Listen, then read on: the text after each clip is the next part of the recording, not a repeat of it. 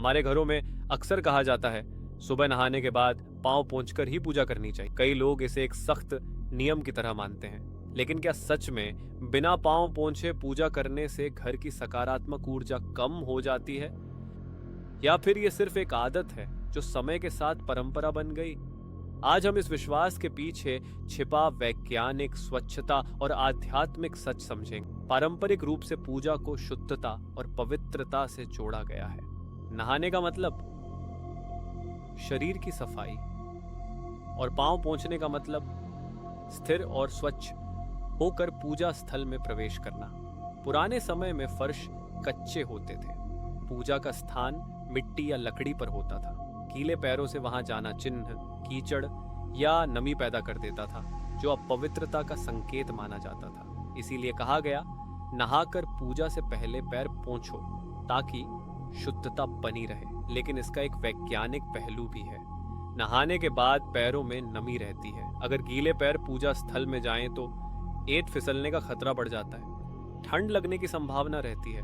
फर्श पर नमी रहने से बैक्टीरिया और फंगस पनप सकती है। घर की हवा में नमी बढ़ने से ऊर्जा भारी, हेवी लगने लगती है। इसके उलट सूखे पैर ग्राउंडिंग इफेक्ट देते हैं, यानी शरीर और मन दोनों स्थिर होते हैं, जिससे पूजा में ध्यान भी बढ़ता है। आध्यात्मिक दृष्टिकोण से गीले पैर ठंडी ऊर्जा लाते हैं, जबकि पूजा में चाहिए गर्म, स्थिर और भक्तिमय ऊर्जा। गीले पैर आपके शरीर से हीट खींच लेते हैं, जिससे मन बेचैन या ध्यान भंग हो सकता है। सूखे पैर धरती से प्राण ऊर्जा ले पाते हैं। इससे पूजा का प्रभाव गहरा होता है और मन अधिक शांत होता है। तो क्या बिना पांव पोंछे पूजा करने से घर की ऊर्जा कम होती है? सीधा जवाब, ऊर्जा नहीं, लेकिन मन, स्वास्थ्य और स्वच्छता प्रभावित होती है। और पूजा में असली शक्ति मन की स्थिति से आती है।